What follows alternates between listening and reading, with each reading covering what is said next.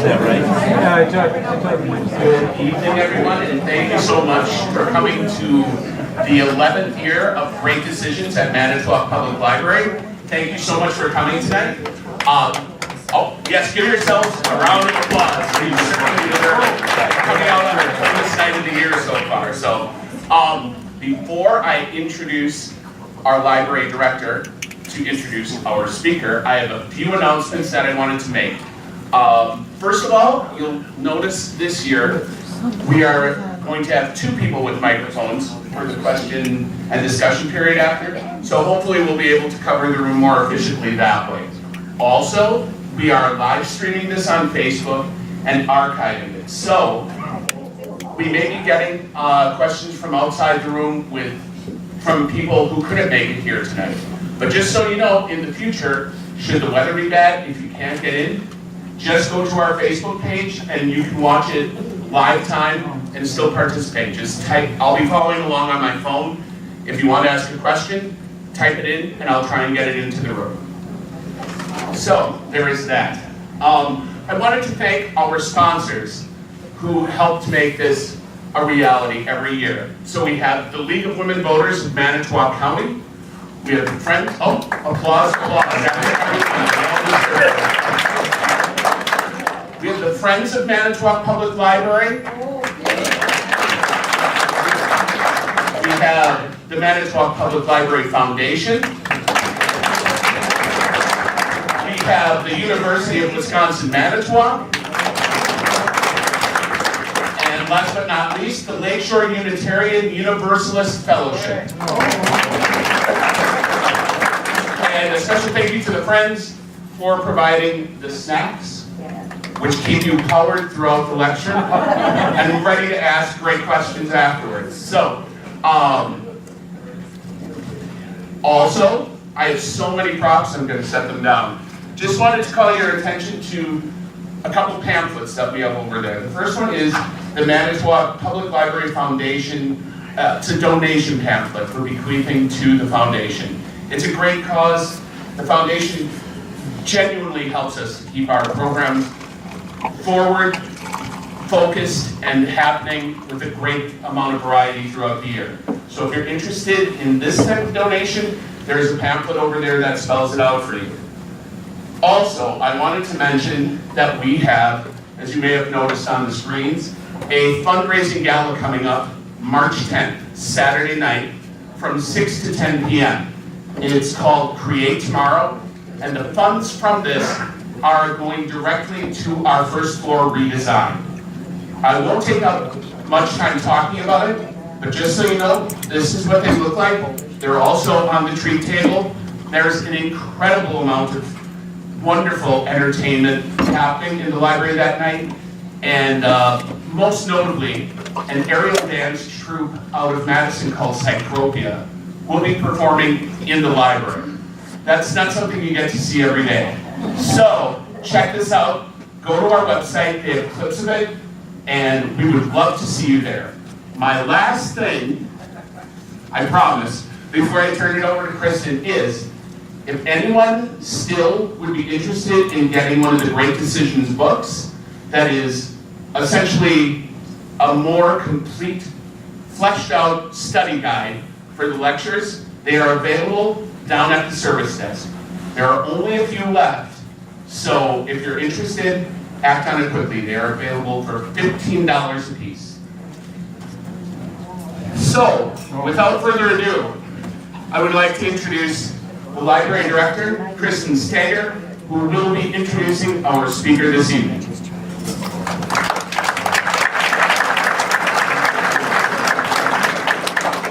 Thank you, Tim. As Tim mentioned, I'm the Library Director here at Manitowoc Public Library, and this is the second year I've had the privilege of being a part of this great foreign affairs discussion. So I'm very excited to see such a great turnout on our first event, and I hope that all of you will join us again for the subsequent 7 weeks that we have. So tonight, I have the honor of introducing Dr. Alise Coen, who has been, this is her 4th year joining us for this discussion, and every year she brings such great insight and discussion onto the topics that we have lined up. Tonight she's going to be discussing the Latinos Americana. So I'm very excited to see what she'll be presenting with us tonight. So Dr. Alise Coen is Assistant Professor of Political Science at UW-Sheboygan and UW-Manitowoc. She received her PhD in Political Science and International Relations from the University of Delaware. She received her BA in International Relations from the Maxwell School of Citizenship and Public Affairs at Syracuse University. And while earning her doctorate, Dr. Coen conducted field research in Egypt and worked with the State Department's Middle East Partnership Initiative, MEPI short, Student Leaders Program. Her research focuses on human rights, global governance, and U.S. foreign policy towards the Middle East. So please join me in welcoming Dr. Alise Coen.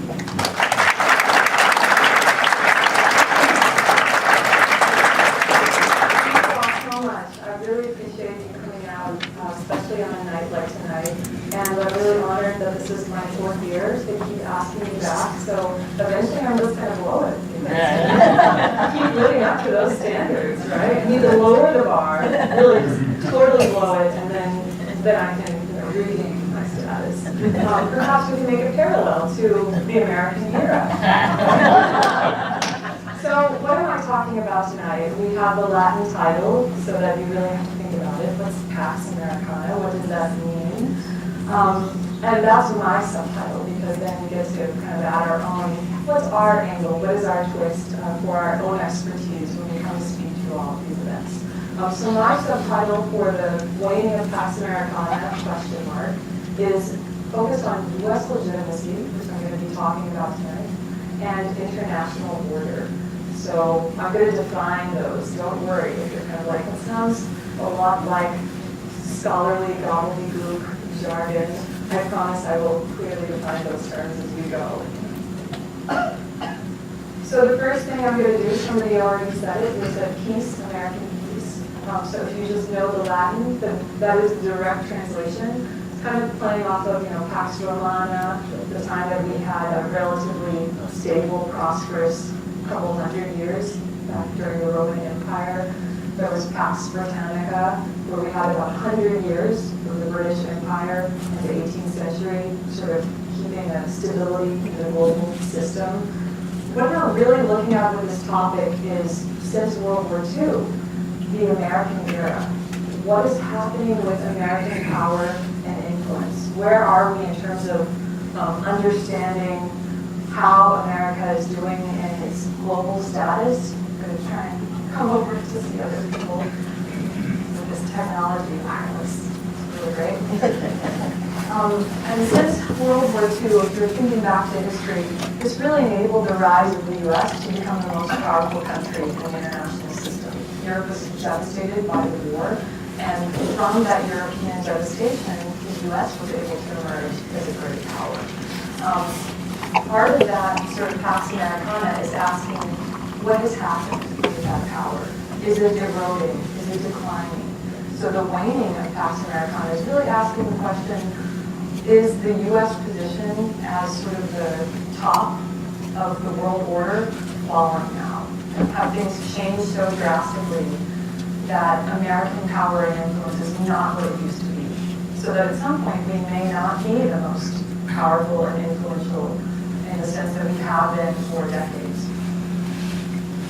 The way we study this in global politics is in terms of polarity, which is really how power is distributed in the international system.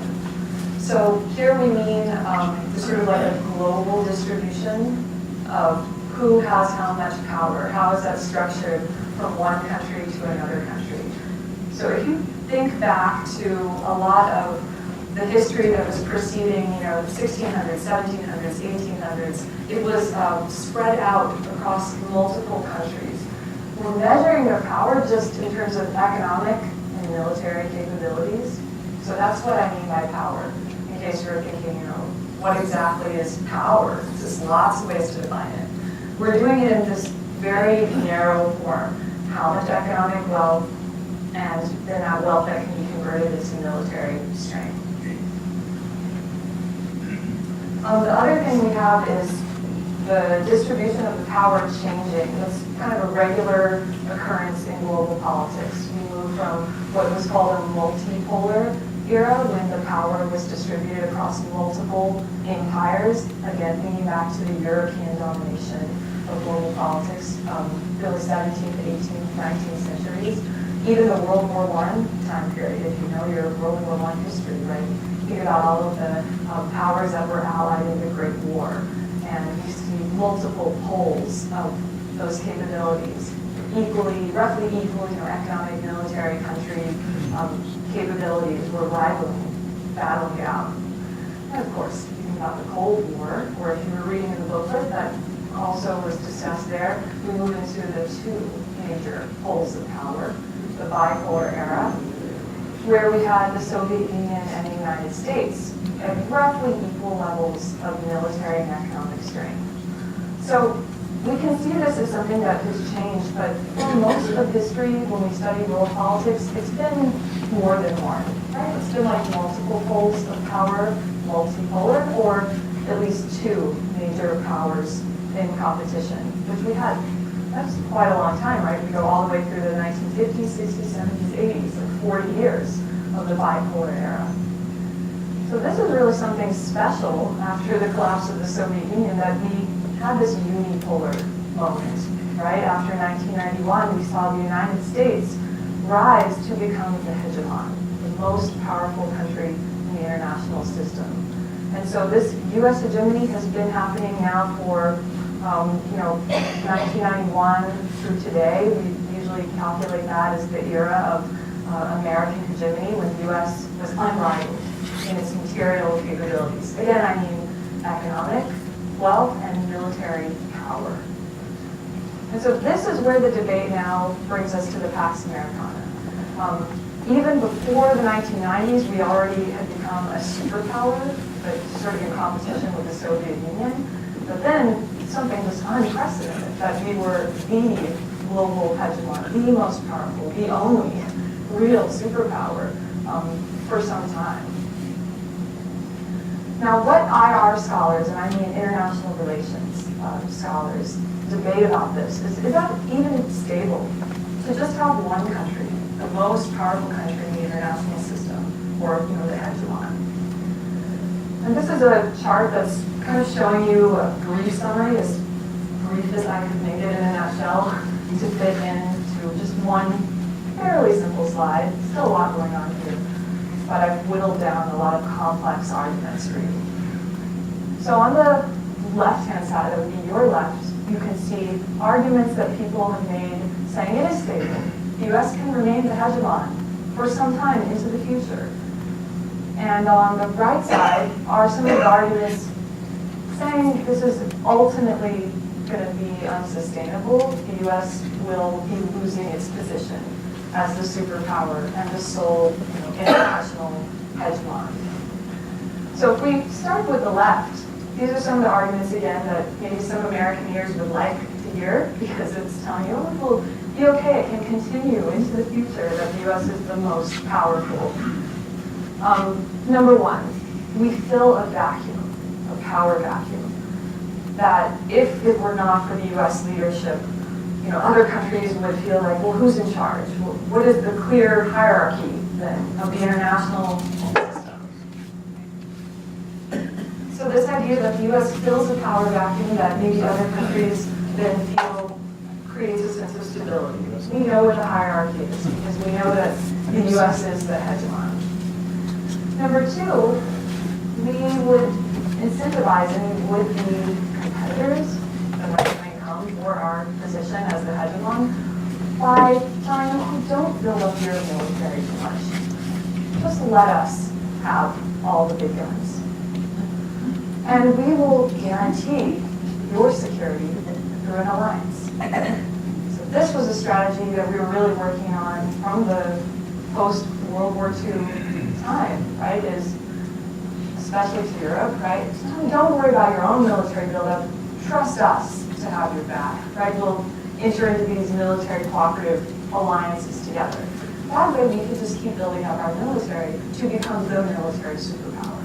See, it doesn't work if other countries will be trying to build up their own militaries equally. So we wanted other countries to not do that. We wanted to foot the bill and spend the most on defense and have the most military weapons to show for that. And so some that think it is sustainable say as long as we credibly make our allies feel safe and like we do have their back, then they will say, okay, we won't devote too much spending to our own military and we'll let the U.S. be the guarantor of our safety. Same thing you can think about like with Japan, right? And South Korea, our East Asian allies. And then that final one, which is what I'm going to talk quite a bit about later on tonight, that the nature of what we're like as the global superpower, the hegemon, is kind of benign, benevolent. Like, we're a nicer hegemon than other hegemons might be. Because we have these values and these principles that are what's called liberal values. I don't mean liberal like in American politics, liberals and conservative. That's different. I mean liberal in the sense of democracy, human rights, believing in things like liberty and equality, right? These kinds of principles. And so that makes us, less distasteful. If someone is going to be in charge, right, and someone is going to be the hegemon, the fact that it will be this sort of liberal democratic country that will be the hegemon would be better than some other country that would be illiberal and not have respect for democracy or human rights or equality and liberty. So on the other side, you can see kind of the three main counter-arguments. The first one is that power inevitably breeds resentment. So it would be impossible to have something continue perpetually into the future. At some point, the policies of the hegemon would have to make other countries angry. And so it would, even if it provides a lot of security guarantees to allies, well, what about those countries that are not allies, that do still feel threatened or like they want to compete for power? That those countries would resent the U.S. status, and so eventually they will maybe even work together to bring it down. Another argument kind of goes to the other side of the coin of the idea that the U.S. has liberal values, so we're a benign or benevolent hegemon. That at some point to maintain our top level of power, our economic wealth levels, and our military superpower status, we will violate some of our own democratic or human rights sort of liberal principles, and then other countries will notice when we do that, and they'll say, look at that, what a double standard. That's not fair. And that will just fuel even more resentment and distrust. And so that argument is saying, by its own design, the hegemon eventually would probably undermine the view that it's benevolent and benign by its policies and actions overseas. And the third one is a sort of nothing lasts forever view of history and world politics that look back to the Roman Empire or look to the British Empire or look to any great empire, it never lasts forever. And so how could the U.S. expect to just have global supremacy perpetually forever into the future? Right? Things are always changing. And U.S. superpower status is no different. So at some point, there will have to be one or more countries that would replace the U.S. as the superpowers or the hegemons of the international system. So this one that I'm going to talk to you a bit more about tonight, because it has some connections with the legitimacy and the international order that I want to get to, is really saying the way the post-World War II era has been set up has been supported by an American idea of this liberal international order. And there's something special that they would say to those arguments on the other side against the stability of our status and our position. They say, but we've never had anything like this. During the Roman Empire, the Pax Britannica, there was no international order that fostered this level of peace and coexistence and helping even small countries feel like they have a voice and some level of equality, even though clearly not equal, but some say in matters that they otherwise wouldn't have in a different kind of order. And so what is this liberal international order? Because that's really the basis of the idea that there's something special about the Pax Americana, that the U.S. has been leading this global system, and that's what makes other countries want to keep it going and keep U.S. as the hegemon. So the liberal international order is premised on 4 principles. First of all, what is that international order thing? We're talking about the rules, the norms, the institutions, really, that create our international environment. Right? So what are the rules? What are the expectations of how other countries will behave? What are the norms? This sort of, even if it's not an international law, you're expected to have fair standards. And the institutions, like all of these international organizations, we've created since the end of World War II. And the 4 principles of this liberal type of international environment, or international order, first of all, is that it will be rules-based. Countries will follow certain standards and rules. We don't have a world government. We don't have a world police force that can make countries behave. But if we have international laws, we at least have some clear guidelines that will be made available for everyone to know. When countries break them, they will be sort of publicly named and shamed for doing so. And other countries working together may try and sanction them or somehow, incentivize them to get back in line. So this is really important to the idea that things are special with the U.S. as a hegemon, because since World War II, we've been having more and more of these international rules, international laws, to set out these clear standards so countries know what to expect. How can this world be a little bit predictable and stable, even though there's no world government in charge of everything? So the first one, we're really thinking the power and importance of international laws. And the U.S. has been really crucial to helping and ratifying a lot of treaties and convincing other countries to do so, and promoting this idea that we should try and follow the rules as much as possible. Number 2, multilateralism. Does anyone know what that means? I'm just curious. Does anyone have an idea of what is multilateralism? Several countries. Isn't opposing to look at things differently? Well, not look at things differently necessarily, but work together. So more than one country cooperating. This is about having lots of countries working together, cooperating towards a shared goal. Right? So if we can see that maybe there will be some trade agreement or health policies for global health epidemics, or post-war, reconstruction, like after World War II and major wars of that nature. And so what we've seen for multilateralism is all of these international organizations created to do just that. The United Nations comes after World War II. We have all of these international trade organizations created just so countries can collectively cooperate towards some shared goals that, you can settle your disputes somewhat peacefully instead of just having a war every single time the countries disagree. So the World Trade Organization, the International Monetary Fund, these are the World Bank. These are some examples of international organizations that have been set up to support multilateralism. And the U.S. has really supported those since World War II. The World Health Organization, another one just for health crises. The third principle of the special liberal international order that's really linked with Pax Americana is this notion that there is democratic solidarity. The U.S. is a democracy, and it believes democracy is the best kind of system, and it will promote democracy, and it will work with other democracies, sort of with this understanding that even though it's not perfect, democracy is the best thing we've come up with to ensure equal treatment of people and basic rights being respected for the welfare of the people. And finally, human rights. This is something that the U.S. Was really on board with after the Holocaust, as a lot of countries were. But also we have it, if you look at our own Constitution and our Bill of Rights, we have a lot of these ideas of protections. People have basic and inalienable rights that should always be protected no matter what.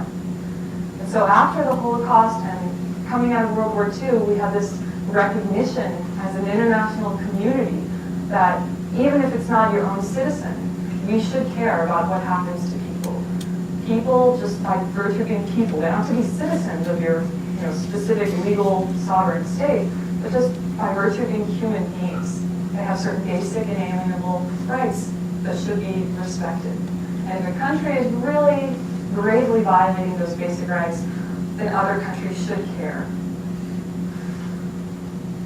And so here we get this idea that, okay, this is something that the US, for the first time, we've never seen it happen before, is supporting these 4 principles. And it's almost like they become, if you know the concept of a public good, something that everybody benefits from, right? This is something where small countries that have less power and are weak can say, well, if the US is really respecting these things, for the most part, then we'll be better off under the US leadership than some other type of illiberal country that doesn't support these principles, right? If the US is valuing multilateralism, then it means they will always be including in the conversation other countries and their perspectives to negotiate with them and compromise and avoid war.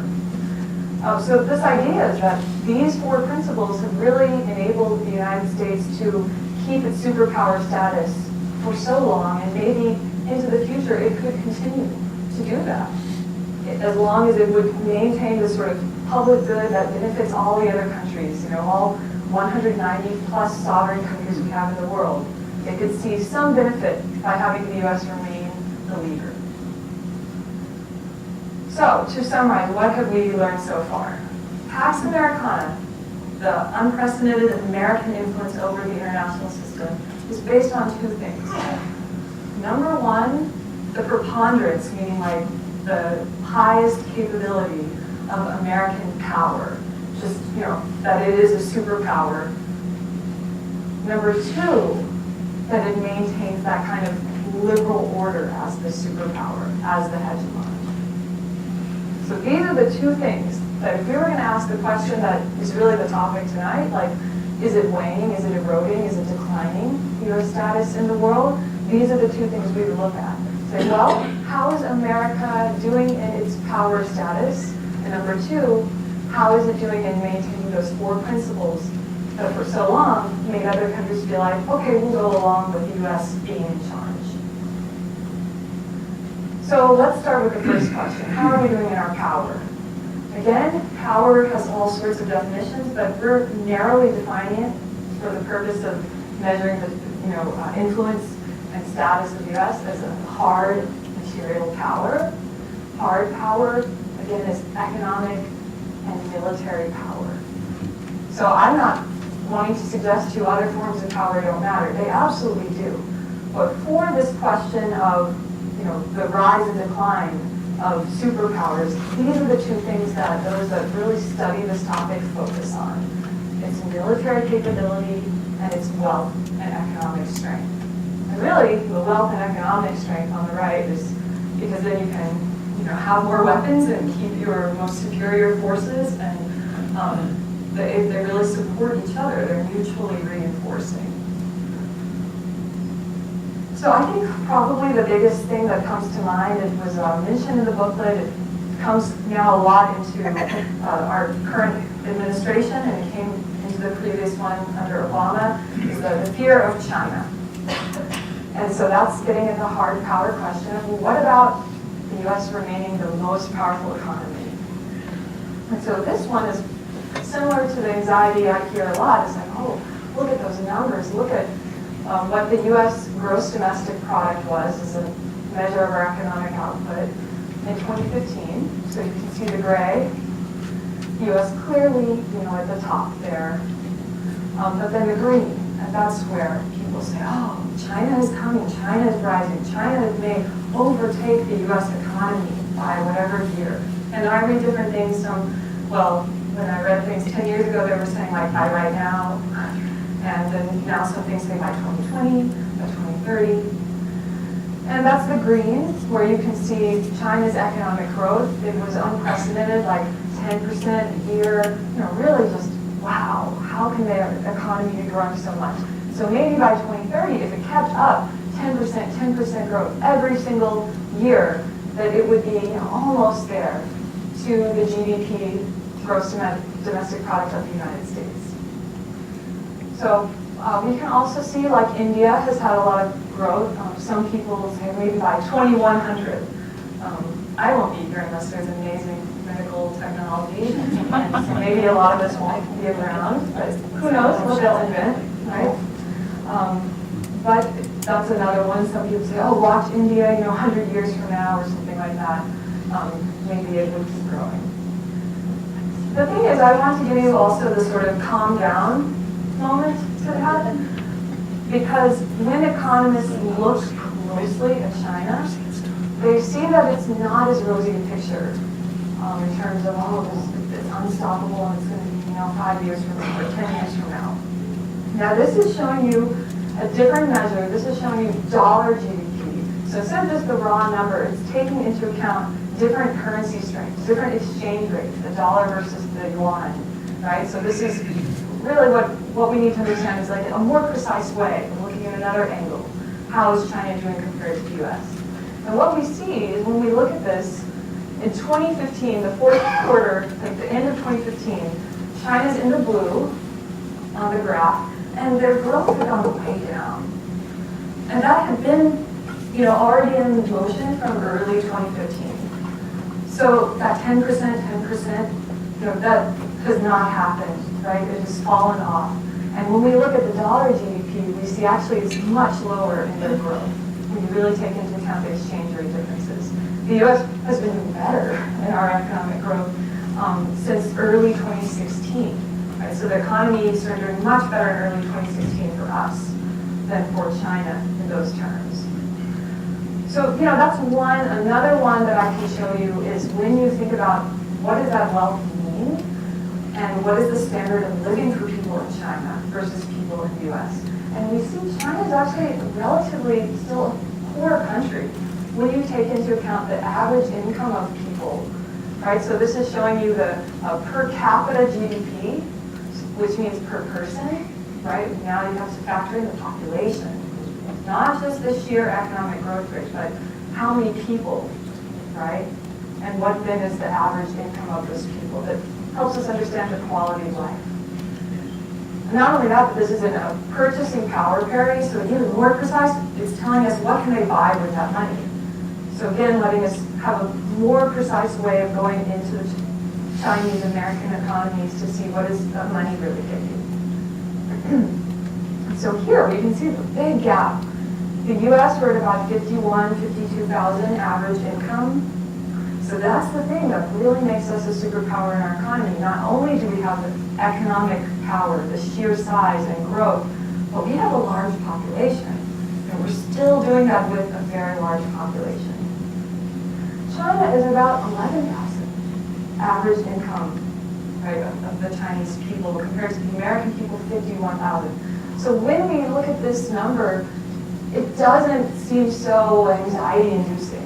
It seems like the gap is still really big between the strength and sustainability of the American economy compared to the Chinese economy.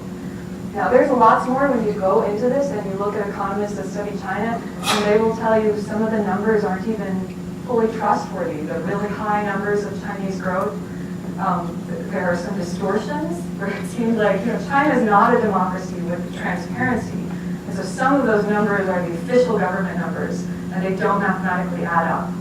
So there are a lot of problems when we go deeper into that, where you could say this whole idea of China overtaking the US economy is not going to be so continuously steady.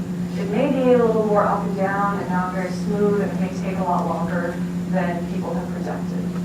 Which isn't as exciting as a headline, right? Say, China has a complex economic situation, and we don't know if it's going to be 50 years or 70 years or how long it will be. It's more catchy to say China could overtake the US. And political officials have been using that for many years, saying sort of, China, watch how China's coming, and we need to do this because China's going to overtake our economy. Let's look at number 2, military. There's so much I could show you, so I have to control myself in the interest of time, and I just pick a couple. This one is showing you the bigger the bubble is the bigger in billions of dollars annual budget spent on military defense. Now that number was from 2 years ago. We were spending $610 billion on defense. Now the one that just went through the Senate in the fall and signed by Trump, a version of that in January, is $700 billion. So the 610 you can cross out to 700, maybe a little more. So what we can see is it's, anywhere, it's like between a half and a third of what all countries in the whole world are spending on defense. We're like a third to a half of all of it. And then you can see China over there is still dwarfed, right, by the US spending. So yes, they're spending a lot in the region. They're a regional hegemon, right? In their region, they are a major power. But compared to the US, of military spending, the gap is huge. Here's the other thing. Don't just look at US versus China, for example, or US versus Russia. But think about, here's the US and how much money we spend, and then all of our allies, how much money they're spending. France, United Kingdom, Germany, when you look in Europe, when you add all of those bubbles, how much they're spending, and they are our security allies, what we see is this really dwarfs the amount that Russia or China could spend on their military. I think it's been really interesting, how for politicians and people that are trying to sort of use this argument to create fear or to, get people mobilized, motivated. For a long time, they have been saying, like, oh, we've stopped spending on our military. We need to go back to the military. We're not investing in our military. But that's really not true. What we've seen is that our military spending has continuously been going up. We had that huge peak in the major war and the drop-off that followed, but then we have steadily been returning closer and closer to that peak. So yeah, we're sort of still at the highest that we've been since the end of World War II in our military spending. So there has not been this big retreat. It's been just the opposite. We've spent quite a lot and continue to maintain and even increase that spending. And then this is the last one I'll show you just in the interest of time. It's another cool graphic for getting a look at how much a share of the global military is just the US military in terms of our spending. And we use this military spending as a proxy for the military superpower capabilities of the country. Now, if we would sort of focus in on East Asia, which I've done with this map, you can see just in the one region, and I picked it because we have China there, all the focus has been on China, then we can see that the whole area is sort of surrounded and engulfed by US military presence. So all of these things, like every green little X, is showing you a US Army presence and US Army base. All of the blue anchors are showing you US Navy presence and US Naval base or something like that. We have the Air Force in the blue planes and Marines in the red planes. So even like South Korea alone, we have over 23,000 American troops just stationed in South Korea.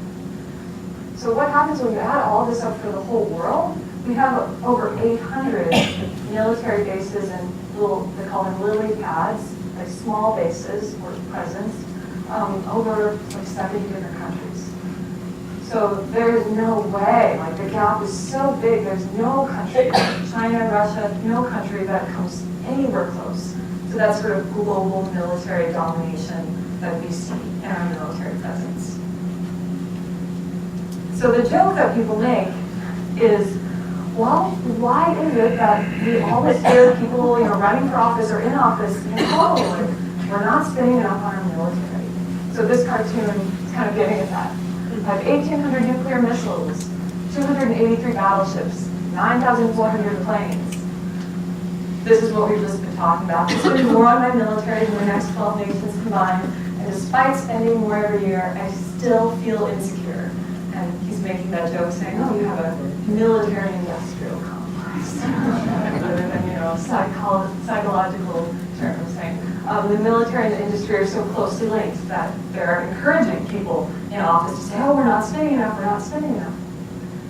But for those that are really looking at the US superpower status, our hegemony in the global system, then it seems like, okay, this is a theme that has continued. It seems like it will continue for some time, that we are, some more Latin I'm going to throw at you, primus inter pares. Does anyone know what that means? Primus inter pares. Yes, very good. First among equals. First among equals. So an element of continuity is that when it comes specifically to the military, economic realms, it seems like we are still going strong, that we are unrivaled. And especially when you look at the military, because you can see, some potential depending on which index and which indicators you consider for the economy. For the military, that would be very hard to close the gap anytime soon. So where is the change? This is where I'm going to bring in the second part, kind of the second focus tonight, the legitimacy question. Legitimacy is the acceptance of authority. So what we're doing here is we're saying we've got number one still continuing, and you could make the case it will continue for a while. But what about how other countries accept that power? We've got the hard power, but we have to make the distinction between economic and military hard power and other countries accepting that hard power and trusting that it will be used in a fair way that's in their interests, not to challenge and undermine. And so that is really where we start to see some change, where U.S. legitimacy has been based on a couple of things that did enable other countries to trust the United States and to believe that it is credibly going to be doing something that's in the interest of most other countries, right? At least some of the time. And the first one is that because we're a democracy, we follow laws and rules. We value rules, we value laws. It's part of our democratic system. Having these laws that are clearly stated and then holding everyone accountable to them. Citizens, government workers, everyone. And part of the rule of law, this is just a graphic here that someone put together. All the things that good democratic rule of law entails. Transparency. So this idea that because the U.S. has this in its own system, it will operate like that globally. It would be relatively transparent. Predictability. So that's really important. Why have rules? Why have international laws? Again, so you can have some element of predictability and stability, even though we don't have a world government. Enforceability and accountability. That means like those laws will be enforced. And if a country is violating international laws, they'll be held accountable. Said, why are you doing that? You can't do that. You need to change your behavior or suffer some kind of collective punishment from the international society. And due process, that the democracy will respect the rights that go with basic procedures, right? But there will be fair procedures. And then back to the idea of the U.S. being benign and benevolent. They call it the liberal Leviathan. Like the most powerful country, but we're nice about it. We will be fair and try and have democracy and equality and respect human rights as we are flexing our muscles globally. And so some of these liberal political norms have really enabled other countries to sort of trust the United States leadership and accept it more than if it behaved in a way that was illiberal and did not value those things. That's a quick little recap of what we talked about before. The basis of the international order that is liberal, following the international laws, cherishing multilateralism, working with other countries through international organizations, being in solidarity to promote democracy, and respecting human rights. And so all four of those things are part of our legitimacy. That we uphold those four principles are part of other countries trusting and accepting our power.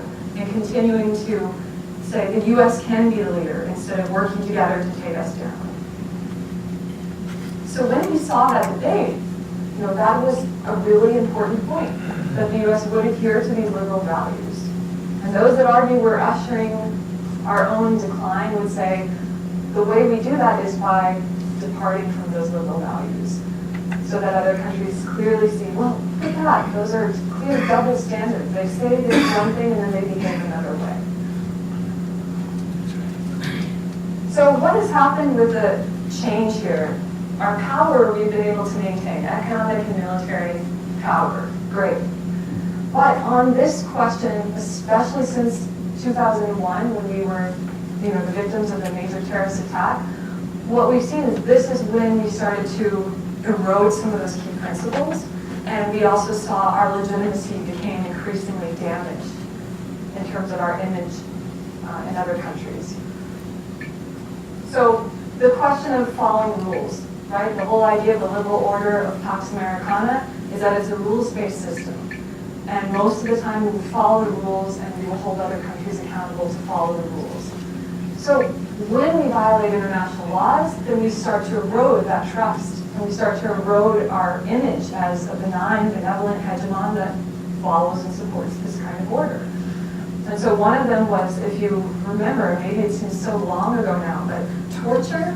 This was one where between 2002 and 2004, we did violate, and it was clearly known to the rest of the world, that we violated a major international law that we ourselves had ratified in 1994, the Convention Against Torture and Other Cruel, Inhuman, and Degrading Treatment. And that was one that was so important to us because we ourselves wanted to make sure that our prisoners of war and those that were fighting on our behalf were not subject to that kind of treatment when they were captured by an enemy. But between 2002 to 2004, there was something like 26 detainees that died in custody from interrogation methods. And so even if Americans aren't still talking about those numbers very much, they have not been forgotten in other parts of the world. And so that's one sort of area that has harmed our legitimacy.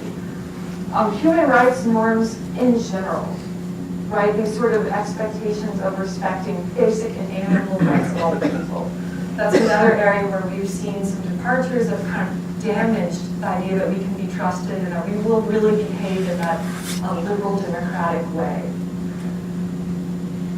And for that one, we could see not only the use of torture, but actually what's being protested in the picture you have with the orange jumpsuits. Does anyone know what is being protested there?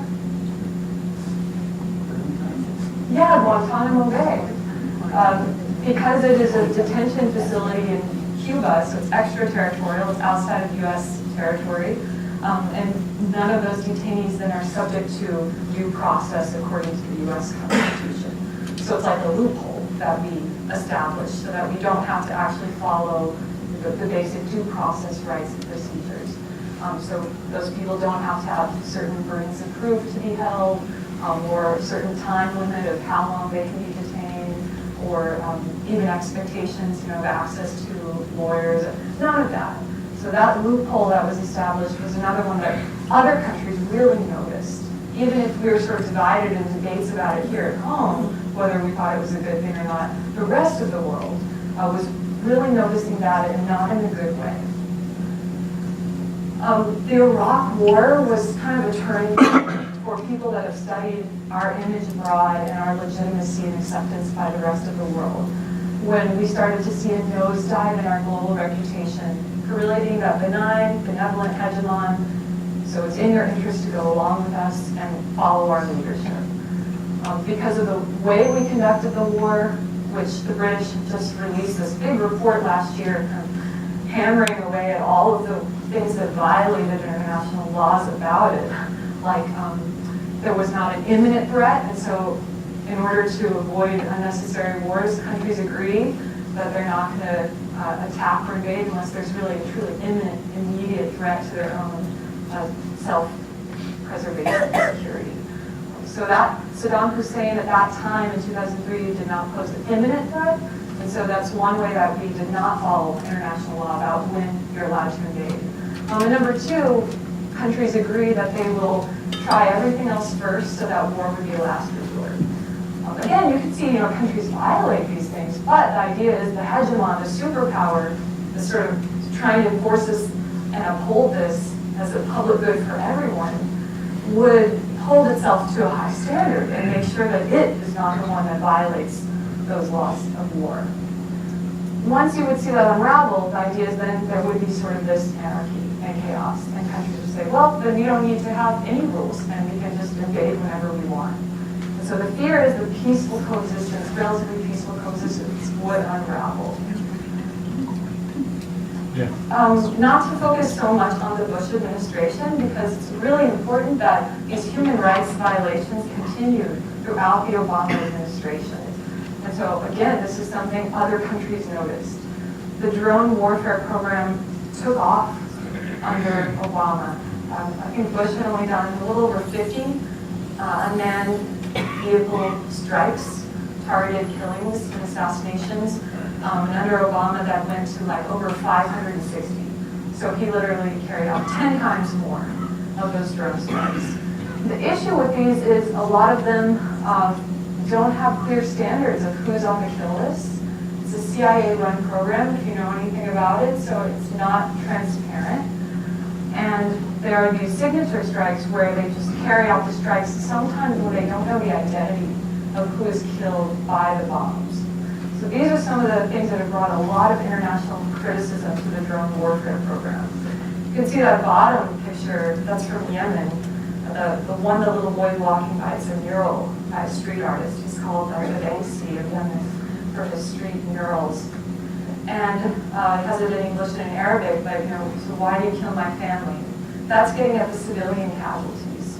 That, unintended, collateral damage, different ways that it's been discussed.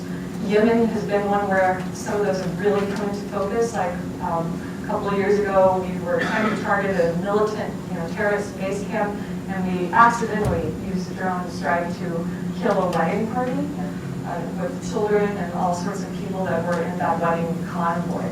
So we have different levels of casualties. Those are really debated, but the numbers are from the low hundreds up to over 1,000 of civilians that have been killed by U.S. drone strikes. Here's where you can see that global opinion of the U.S. drone strikes. Because again, this is something Obama really ramped up, so that human rights problem accelerated when it comes to the drone question. Americans were saying they mostly support them, 62%, but then the countries that disapprove, where you see the disapproval in blue, far more of those populations worldwide say they disapprove of U.S. using the drone strikes. Especially as you get down to the bottom, where the drones have been used most is in Pakistan and Yemen, which are in South Asia and the Middle East, and Somalia in Africa. So the consequences of why would this matter just for the U.S. thinking about, well, we need to do what we need to do as part of the war on terror, so let us do it. What happens is the U.S. loses its ability to pressure and persuade other countries to follow the rules. And for example, there have been some occasions where we specifically tried to pressure another country on something like human rights violations. And they struck back at us saying, well, look at you. And they pointed to our own double standards and our own behaviors. This is just one example because everyone talks about China as a potential competitor or rival of the U.S. global position.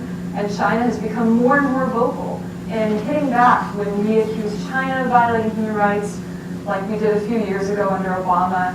They said, well, you've arrested this really important activist, Ai Weiwei. People have heard of him. He's making a documentary now about refugees. And they had him under house arrest, and they arrested him. They had him in prison.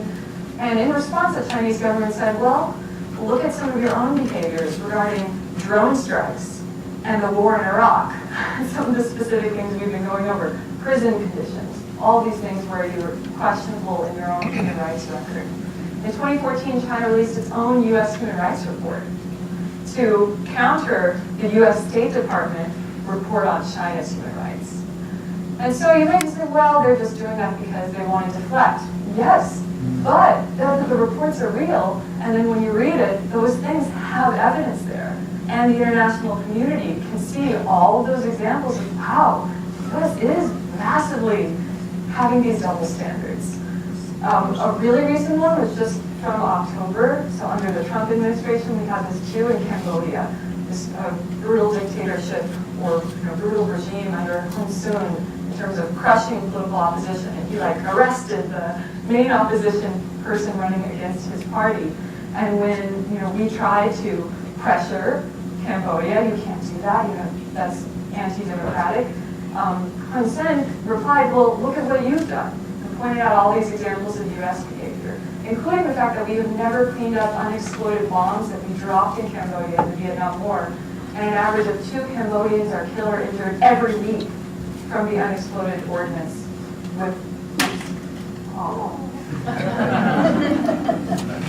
Do you think can't speak so long about violence without accidentally doing so.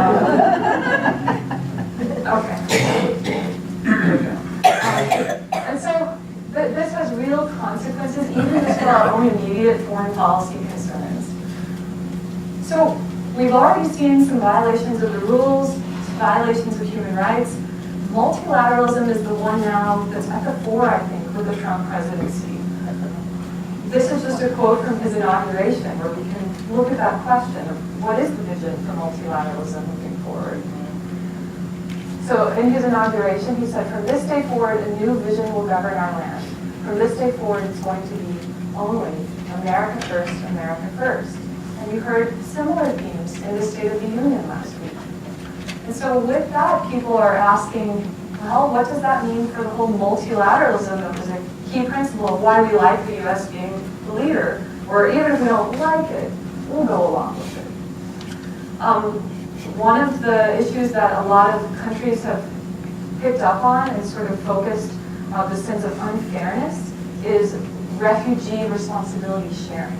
The idea this is something countries share globally. And what we've seen is a 37% drop in acceptance of refugees since last year. A lot of that was deliberate, but the Trump administration said, we don't want to be taking as many of these people. And because refugees are fleeing war crimes, genocide, crimes against humanity, that's what makes them refugees. They're really fleeing for their life and survival, persecution.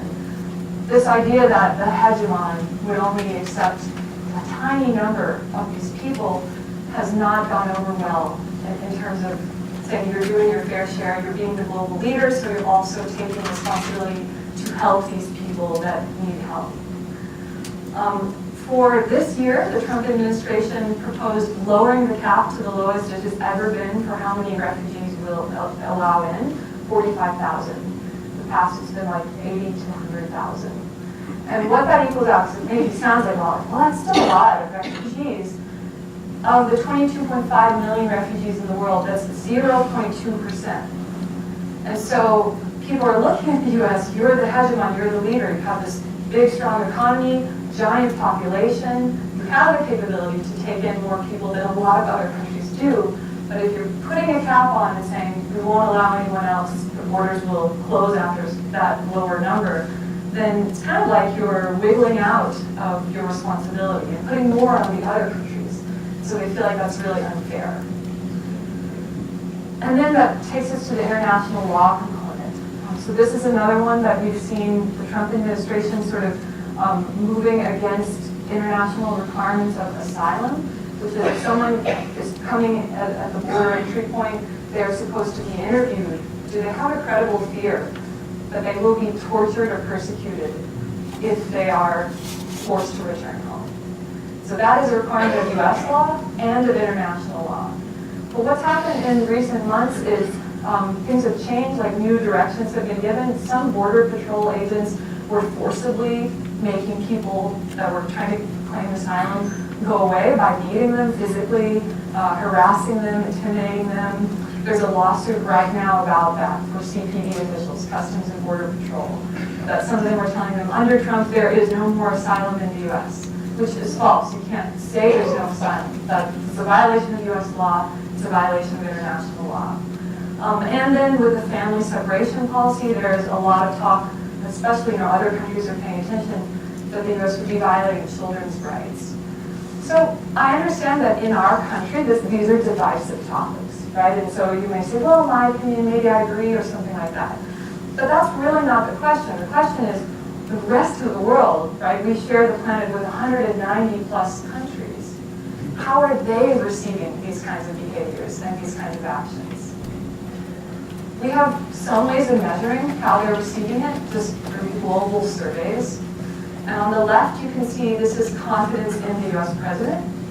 And on the right is, and how do you view just the United States as a whole? And there's some relationship where the orange line is showing no confidence in the U.S. president, and it's going from the end of Obama's term in 2016 to the end of last year with Trump's first year in office. And so that one is pretty clear, right? Of these, something like 39 countries they surveyed worldwide, that they always survey the same ones year after year when they do these. We went from, 23% saying no confidence to now really high number, 74%. So that may be a problem. On the right side, you can see how it affects and relates to just how they believe the United States as a country is, which there maybe something is going on where they're thinking America as a whole is a little bit better because maybe they're factoring in you all as just people, that American people might have a better reputation than the president has. And there we can see a major drop. 64% had a favorable view at the end of 2016 in the green, down to now 49%, so less than half we're saying that. This is my favorite one because I like how specific it is. Gallup has been asking the same question every year, and they do 130-something countries, so it's really nicely representative of global views of the United States. And unfortunately, what they found in the last one, which just ended at the end of 2017, and this report came out last month, is it's a new low. Like since they've been doing this survey, they've never seen, we're at 30% approval of US leadership in the international system. So again, it's not a perfect measure. There are a lot of other things that shape our image and our legitimacy, but it's one way of measuring it. How are we doing in our global acceptance and trust? And we're not doing well. The lowest point before that was 34%, if you notice that, just at the very end of the Bush administration, coming off the heels of Guantanamo and Iraq, the war in Iraq. And so that was 34%, but now we've gone 4 points lower at 30%. So to conclude, the issue for Americans when they're thinking about the big picture is that legitimacy ultimately shapes our own national security, which, as you remember, is part of our military strength, and our economic capabilities even could be shaped by that, because we depend on trust and acceptance and cooperation from other countries. Especially for our national security, this matters because we have now facing us the kinds of security issues that we've never even had that level of the need for cooperation on. These are just a few, but I could do even more. Counterterrorism, right? Terrorist groups are not confined to any one country. And because of that, we need transnational cooperation of lots of countries working together. So in order to effectively defeat those terrorist groups that would be trying to harm US security, we truly depend and need cooperation globally, and the more cooperation, the better. Not the opposite, not less partners, we need more partners.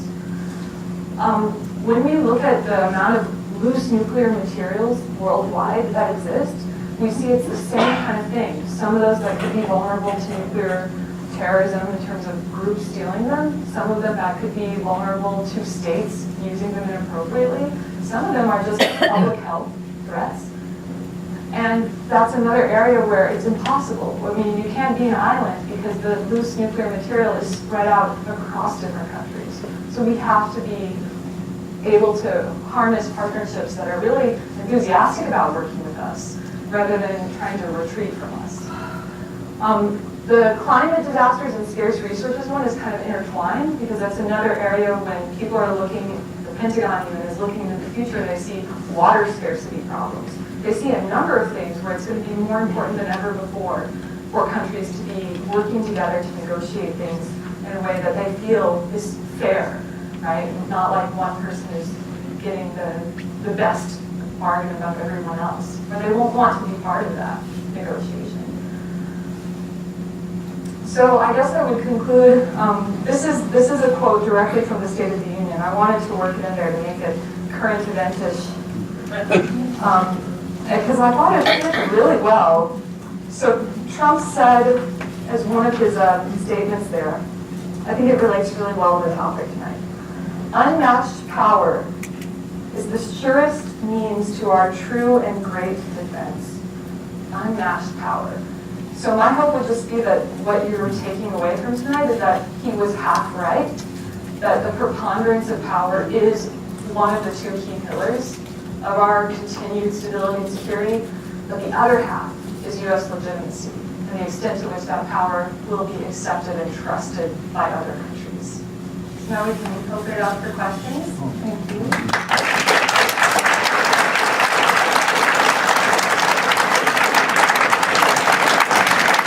Very much, Dr. Coen.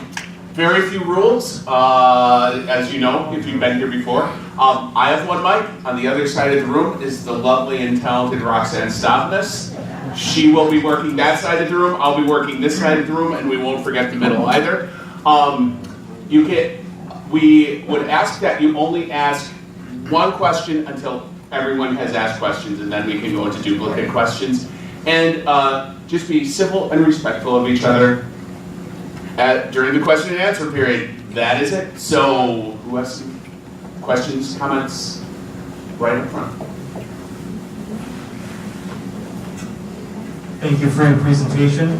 I have one question on the charts that you showed regarding military spending. You showed on a bubble chart that the U.S. was spending $610 billion and China $216 billion. Are those dollars equated for purchasing power in those countries? Yes, that one. Okay. Can China buy as much with 216? I know it's already converted to dollars, but I don't know if it's in purchasing power. So it is a box sort, so that you could track that, but I don't know off the top of my head. I know that they've made it translatable to convert it to US dollars, but I don't know about purchasing power. To go along with that, a couple of charts later, you show the military spending of the U.S. during World War II and then the drop off afterwards. Are those dollars equated to today's dollars? They are, or they're 2016 dollars. So that one, it did convert them. Okay, yeah. Well, it's kind of small, but if people in the back can see that they did it in millions of 2016, so it would be, right, not World War II dollars, but like in today's money, what that would be. So I think that's good to get the sense of, even by today's standards, we're still spending more than 1950 Korean War era, even in today's money. Sorry, I was looking at the colors and didn't see the fine print up there. Oh no, there's a lot going on. Oh, be right there.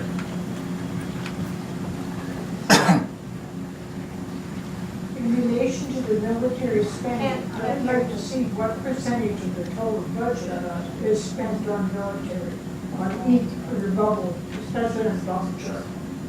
Yeah, so I don't know every single country. You would have to look and see what their pie charts, how it's spent. For the U.S., we spend a lot more on our military than other countries do. Like we spend the most on our entitlements programs because some of those were required every year, like Social Security and so on. We have to have our budget allocated for that. But after those programs, defense is number 2, our pie chart of our budget. If you just look at, how much of the budget, some other countries end up spending much more on their military than other things, like Saudi Arabia, for example, spends much more on its just military program than on education or its welfare programs or its health care. But that would be one where you would just really have to look because every country is different, and there's 190 countries, or 193, so you have to kind of go in depth with each one.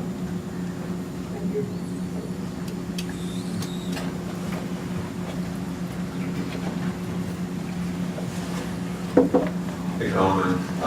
The biggest military budget in the world in the outbreak of World War I was the SARS, Russia, and all the military budgets combined at that time were not even 50%. The biggest GDP during the Cold War was Soviet Union. The biggest salary are today Scandinavian countries and Switzerland. So I'm not sure if that can measure imperial permanency very well.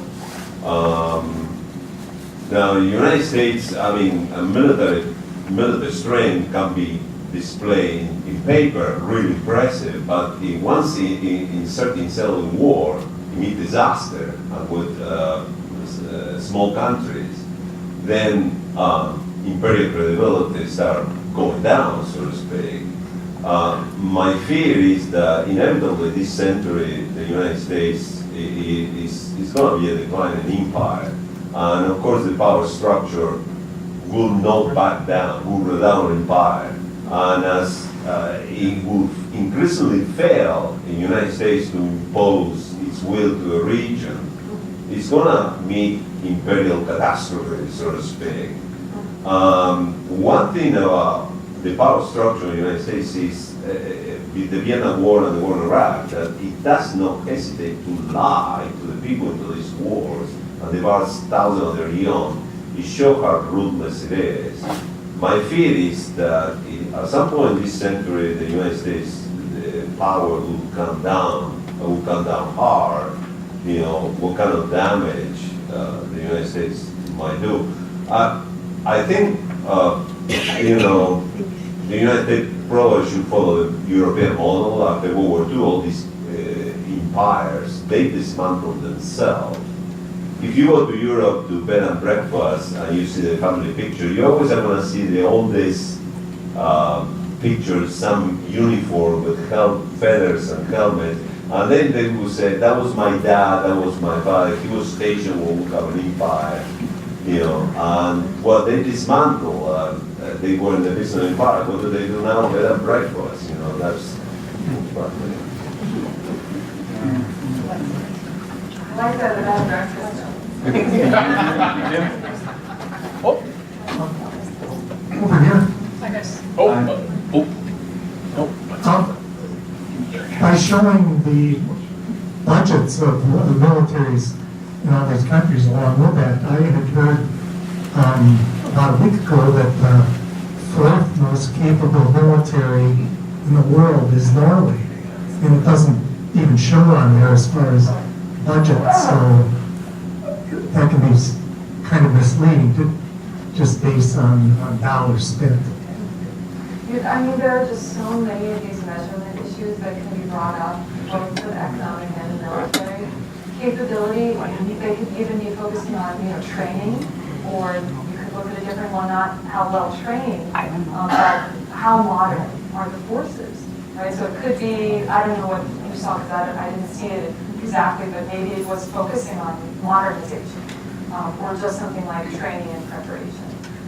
So that's one where when they focus on the US and China, it's like, well, China has more in terms of just number of troops, but then in their training, they're inferior to the US training. So even if we have a smaller number of troops, our troop preparedness is much higher. But yeah, I mean, there are some hundreds of pages of reports that are just trying to compare like 30 different indicators of military capabilities. And I don't have enough time or mental energy to give all of it. So these were just some indicators that are used as, you know, generally mainstream ways of comparing countries. But you're absolutely right. There are always other ways of looking at it, or bringing in other factors. Question over here.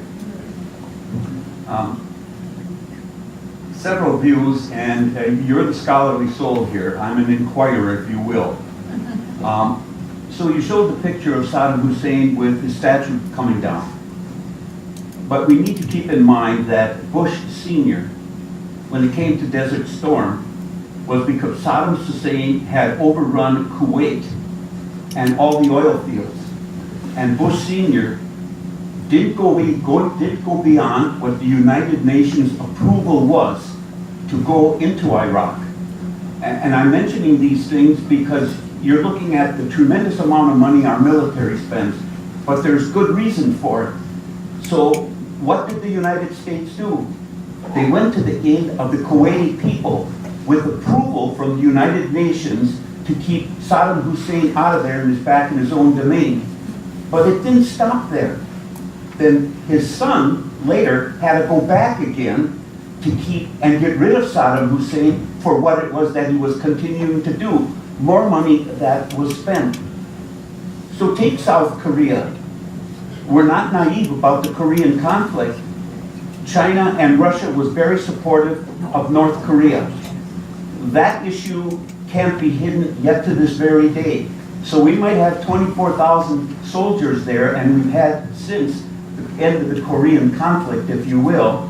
Again, a huge expenditure, but I don't think for a minute that if we wouldn't stop them at the 39 parallel, that what they were experiencing in the South would be the wonderful economy and society that the South Koreans have today if it wouldn't have been for the presence of the United States military there at that time. But it didn't end there too. And then, so also, when it came to Vietnam, look what happened. The United States went there for the sake of the South Vietnamese. And though the United States was not victorious there, the United States then went to help the people who went into Laos to get away, right? And so forth and so on. So take a current situation yet to this day. So you're talking about the refugee factor. Even personnel in our federal government have said you need to take a look, and I'm not anti-Muslim or any faith community of people, to have refugees leaving what they are experiencing in their life. Our hearts can certainly go out to all of them, but there is a flip side to it as well. So we come away with the impression that President Trump is trying to close our borders or put up controls, if you will, that seems to reduce the numbers coming in, which he is because of the vetting process that we have. But even the government officials will tell you, and it's well known, where do you think the problems are by the wonderful expansion of refugees going into countries? Germany, France, and even England, if you will. And so the United States spends a lot of dollars, and you can even go from there. Look what happened in Libya. And the United States government then even went to the extent to help the people in Libya of what was happening there. We look at that huge amount of money that's being spent, but even our military personnel, if anybody watches television, will tell you today that 50% of our airplanes can't even fly because of what both the Republicans and the Democrats did under the Obama administration was the sequester, and so the money that was actually needed to support it was not there. Just some viewpoints of mine, and I apologize for no questions.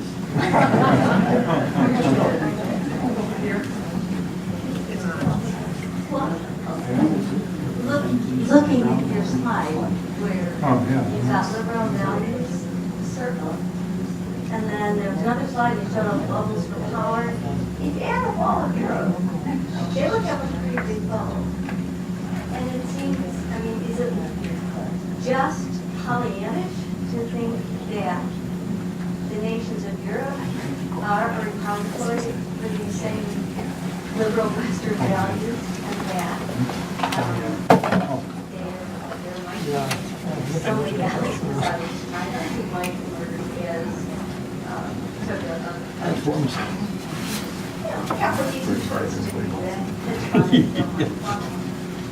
Yeah, so to say, all of the European countries are taking a block with the European Union, then that economy gets pretty close. And we do indeed have the liberal values ideas of human rights and democracy. And it's interesting you should bring that up because just this weekend, Foreign Minister of France said regarding Trump claiming that he will withdraw from the Paris climate negotiation agreement, that, okay, if you do that, if the United States does that, we, all of Europe, we will block you from European Union trade deals in the future. And when, and again, that was just the French foreign minister, but there was last year a letter that all the heads of the European Union countries were putting together regarding their view of Trump and his vision of America first as a threat to Europe. So it's true and interesting to think that when they all combine their strength, if they no longer see going along with U.S. leadership as valuable, well, maybe it's more valuable to start to resist U.S. leadership. Because we're not the only ones doing a cost-benefit analysis of what's better for our interests. So if other countries start saying, well, also this past weekend, the Australian leader was, or it might have been over winter break actually, the Australian leader was saying, for a long time China has been our main threat, but now with some of the things that have been coming from the new administration in the US, the America First vision, we're kind of putting the US on par with China, so now we need to revisit that China is a threat, we should always work with the US instead, and maybe it would be half of one, a dozen, half of a dozen, six of the other, right? Maybe work with China instead. So that's the thing. You can always be thinking about your own views as Americans, what's best for us, and that would be the America First. I think that's why it resonates emotionally with people. It sounds great if you're an American. Yeah, do what's best for me. But if we have 190 other countries that are going to be in the factor when we look bigger picture, then we need to start thinking bigger picture than just what's good for me. Because in the long run, what's good for me might be shaped by those 190 plus countries.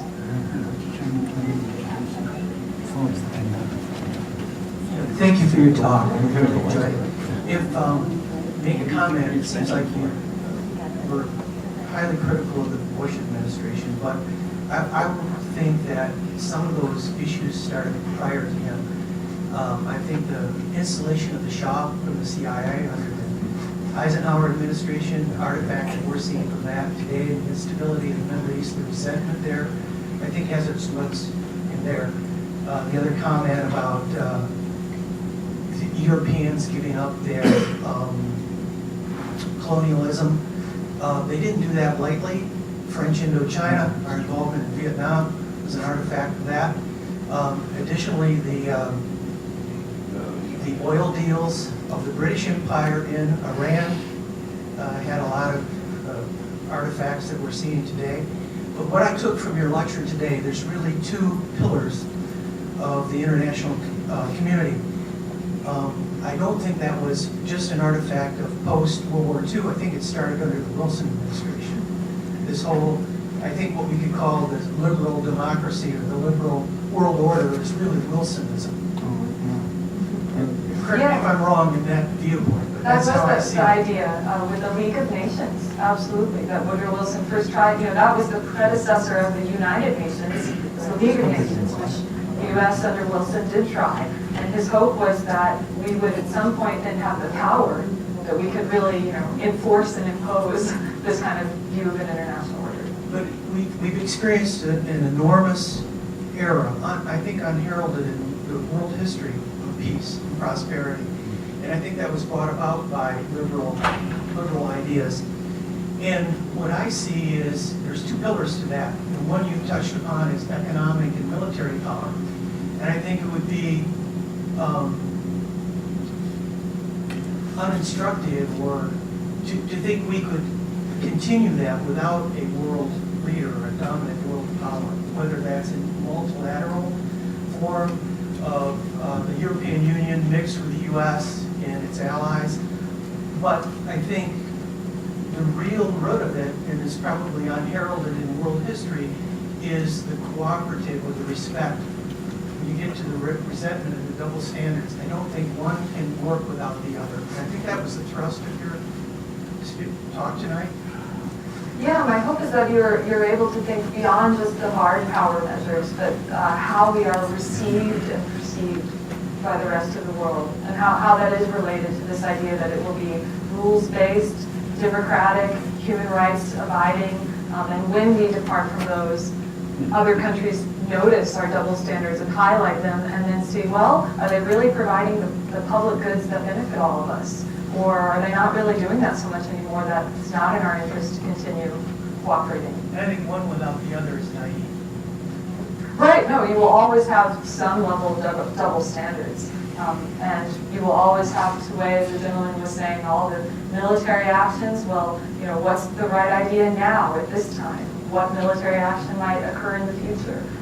So it is very messy. And I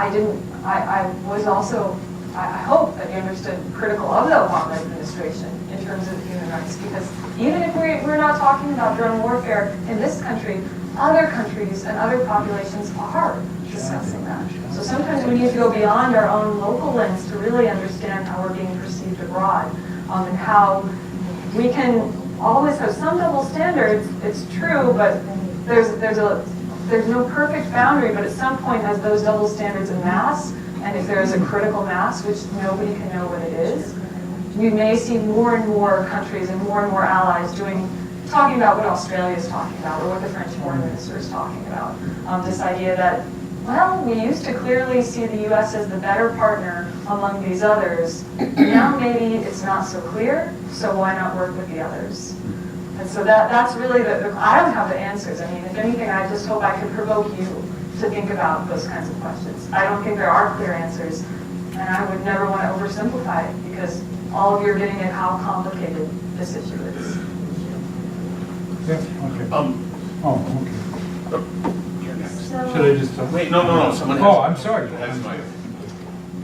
So can it be said then that if we continue on this path, closing the doors with other countries, and we fall from being U.S., the holding power in the world, we're giving an opening for another power to emerge, and who knows what that will be and what kind of positions they will have on us, because all the growth that we have done through all these decades to become such a benevolent and peaceful nation, it will be pretty much trampled by whoever wins whatever emotions they manage to arouse among other countries, as it is happening now. Yeah, I think she's picking up on the paradox of us being so focused on the dangers posed by our rivals. Closing in 30 minutes, all public computers will automatically shut down at 7:45. Oh, you can keep talking. Okay. Please ignore that. Apparently God is a woman. I just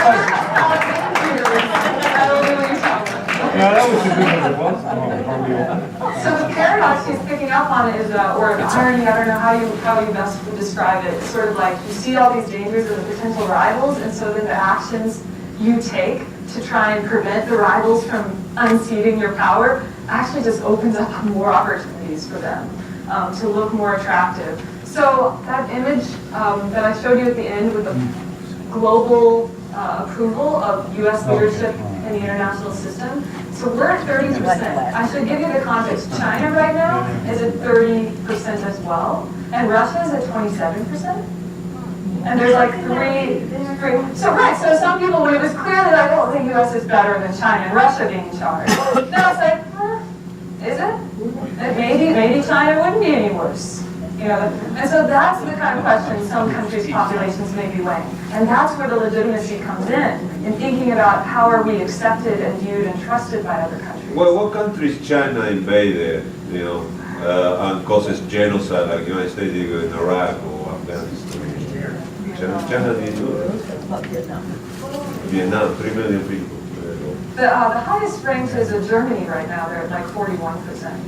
So maybe going to the idea of Europe, a European power, or if they all were joined together. France. Over there. Do you think it's possible for the United States to ever get back to that 49%?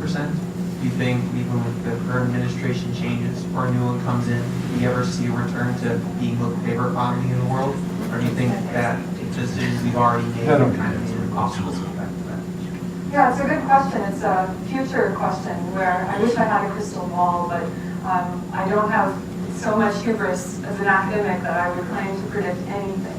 So I won't dare to predict anything. But I would say that it could be possible if we looked at the past, because some people felt that our image had been hit so hard by the sort of war on terror, war in Iraq era under Bush II, where you could kind of see it here. We had been coming from a very low level of support and approval. And then it did sort of make a big rebound with, one of the things he would talk about when he did his international speeches was the value of multilateralism and these kinds of things. Do you have data prior to this, like in the previous administration, going back to Reagan, Truman? I don't have it, but you could check Gallup to see how far back they go, because I know that they go back they've been doing it since the early 2000s, but I don't know about 90s or 80s if they go back that far. So yeah, that would be, but it's free online. You can just search Gallup and Global Approval, US, and you can go directly to the website, and whatever data they have made free to the public to view on it.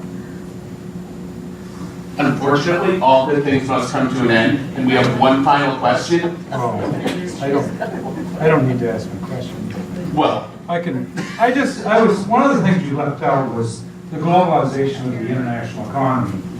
And it seems to me that there's been a real fundamental change in economics, and there's been a redistribution of the wealth in ways that weakens nation states, right? So the United States is kind of a victim of that in some ways, and I would argue that Europe is kind of a beneficiary of that. So that the balance of power, as they used to talk about in the British Parliament, is really shifted economically in ways. Am I thinking anything productive there? Oh, yeah, absolutely. I think it taps in really well to what did the America First mean and the State of the Union regarding our trade deals, because he's right, there's really no going back. As much nostalgia as we might have for the 1950s or the 1960s, there is no going back in the world economy. This idea that, oh, well, we're not the center of manufacturing anymore. How can we get that back? That's not the way the economy works at this point. It's sort of unrealistic that the U.S. will then become the next China and will be the top manufacturer. But things have changed in the sense that, yes, we have a major trade deficit, but the good side of that is we have so much capital investment coming in, and those always balance out. So if a country like China, has a trade surplus because they manufacture a bunch of stuff, they also, a lot of their capital is in flight, leaving to be invested overseas in other countries. You can't have it both ways. You can't have lots of money coming in foreign investment to capital flows and a trade surplus. And that's just not how economics works. And then automation, there's no going back to a pre-automation time, right? And so this idea that it is true, we're changing, we're seeing real losses hit real communities, and people feel angry and raw about that in the US, in the UK, in all sorts of places. But the answer is not necessarily simple, just protect and do tariffs on imports and make us build more. Because the global economy has changed since we were building all that stuff. Now technological innovation might be more the way to go. So you have to go with the flow, right? And Justin Trudeau at Davos said he's putting together a deal to re-energize the TPP thing, which is, that's the flow of things, isn't it? And if we're not with it, we're going to be left behind, right? Yeah, and again, Obama did something similar, right? He did this thing with American tires from China. Like we want tires to be made in America, not in China, and put all these tariffs on Chinese tires. So this isn't something, just Trump. This is something that always resonates with the people. And if you say, that's right, have it American made. And you know what happened with that? The economists studied it. We don't really talk about it. But what happened with that was the amount of money that it saved in terms of the worker salaries of Americans who made tires was a small number compared to the Americans who lost their jobs because of decline in all the other segments that benefited from cheaper Chinese tires. And so it was like, the transport industry, the car industry, all these other, they were selling less or they had to charge higher prices and people bought less. So that's the thing, it's not black and white and simple, and when leaders try and make it simple or oversimplify, they can sometimes do more harm than good. But the people love the idea, so it's something that goes back to, the Peloponnesian War and Thucydides. I got my Thucydides in there for tonight. The history of the Peloponnesian War, that, politicians say these things because they resonate with the masses, and the people like to hear that, so they don't really question the long-term, sustainability of it.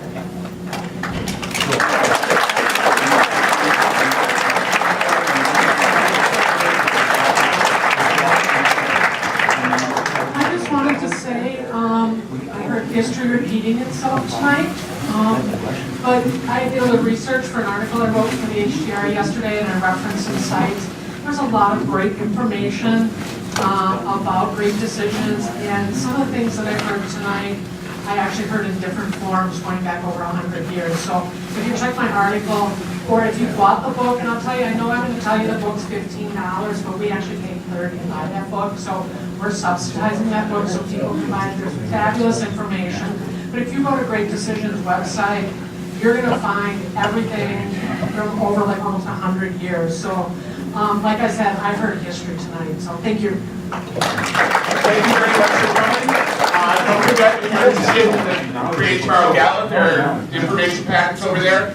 Join us next week for Russian foreign policy. Thank you for coming. Have a great night.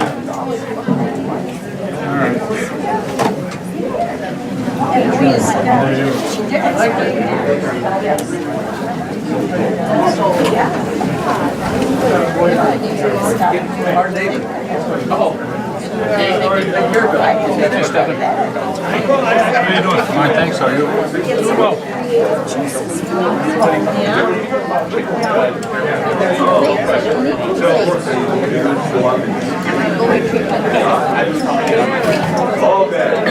No, I would have jumped in and asked if somebody had asked a question. I was hoping.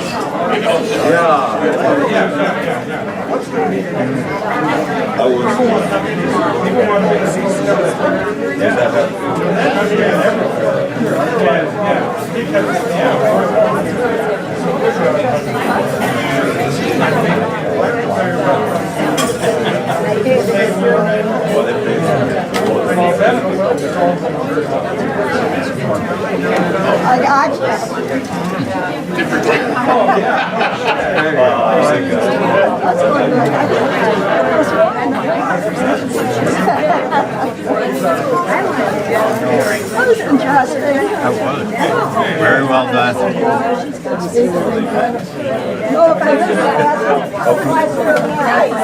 Hello. Certainly put it on it. Well, I mean, that's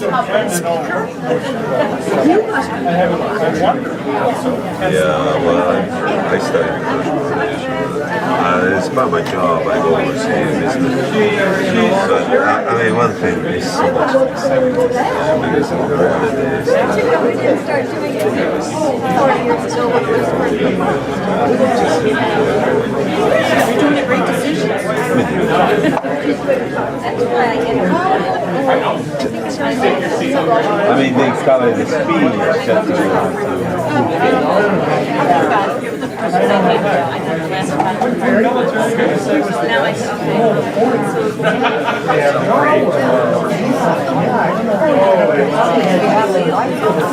Create tomorrow after the meal was